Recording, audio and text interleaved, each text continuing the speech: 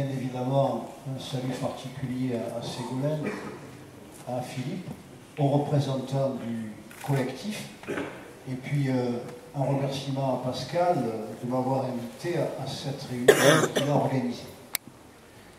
Pour rebondir par rapport à la question qui a été posée sur la nature des permis, sur leur contenu, moi je voudrais apporter les éléments d'appréciation suivants. Effectivement, un certain nombre de citoyens, dont José Bové, mais pas seulement, ont demandé à la Commission d'accès aux documents administratifs, la CADA, de pouvoir prendre connaissance du contenu des divers permis qui ont été effectivement attribués par Jean-Louis Borloo au printemps 2010.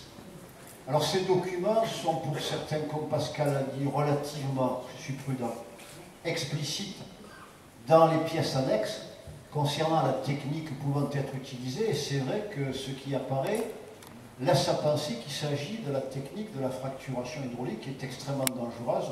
Je ne vais pas la développer devant vous ce soir, vous la connaissez aussi bien que moi. Simplement, d'autres ne sont pas aussi explicites, et donc, bien évidemment, on peut se demander ce que pourront faire les industriels si la loi est votée dans la forme actuelle, ce qui est vraisemblable, puisqu'il ne reste plus que le vote du Sénat jeudi prochain à partir de 19 h, j'y serai, sur les conclusions de la commission mixte paritaire qui a réuni un certain nombre de représentants de l'Assemblée nationale et du Sénat, et qui a abouti à un texte qui est très éloigné de ce que vous souhaitez et très éloigné des propositions de loi que nous avions déposées.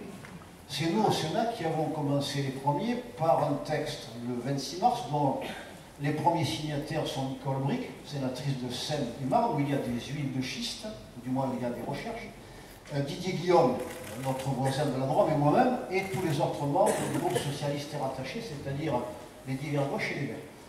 Et nous avions demandé très explicitement que dans l'attente d'une révision indispensable du code minier, et dans l'attente d'un débat national sur la politique énergétique de la France, on puisse remettre à plat complètement ce dossier en d'abord reconnaissant ce que le code minier ne reconnaît pas, la distinction entre les hydrocarbures conventionnels, c'est-à-dire les pétroles, les gaz naturels qui sont contenus dans des poches, et les hydrocarbures non conventionnels qu'on appelle les hydrocarbures liquido-gazeux de roche-mer et plus communément les huiles et gaz de schiste. Nous avions demandé aussi l'abrogation avec effet rétroactif des permis exclusifs de recherche. En droit, l'abrogation rétroactive est très claire. Si elle est obtenue, les autorisations concernées seront censées n'avoir jamais existé. Et puis nous avions demandé aussi que pour l'avenir, pour toute forme de recherche, toute forme d'exploration et d'exploitation, on puisse retenir des principes simples. Et ces principes simples, c'est une enquête publique préalable, c'est une étude d'impact préalable, c'est un débat citoyen préalable. Alors, c'était notre proposition de loi. Les parlementaires socialistes à l'Assemblée nationale ont déposé la même proposition de loi. Et ensuite, donc, on a eu Jacob qui a déposé une proposition de loi qui a été examinée d'abord par l'Assemblée nationale.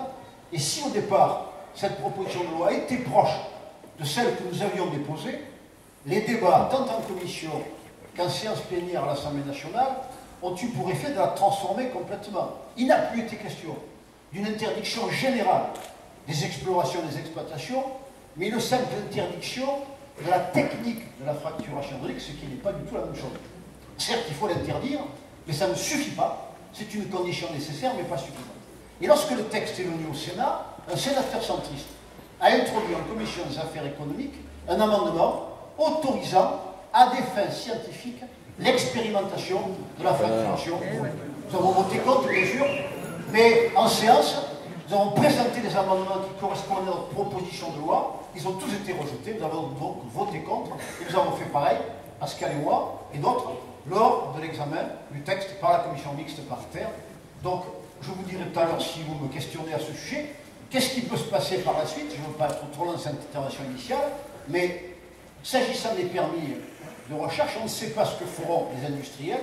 Moi, j'ai l'impression qu'ils vont faire le dos rond, qu'ils vont effectivement déclarer qu'ils n'utiliseront pas la technique de la fracturation hydraulique, ce qui fait qu'ils conserveront le bénéfice de leur permis exclusif de recherche, attendant ce qu'ils espèrent des jours meilleurs pour eux. J'espère bien que ces jours-là ne viendront pas.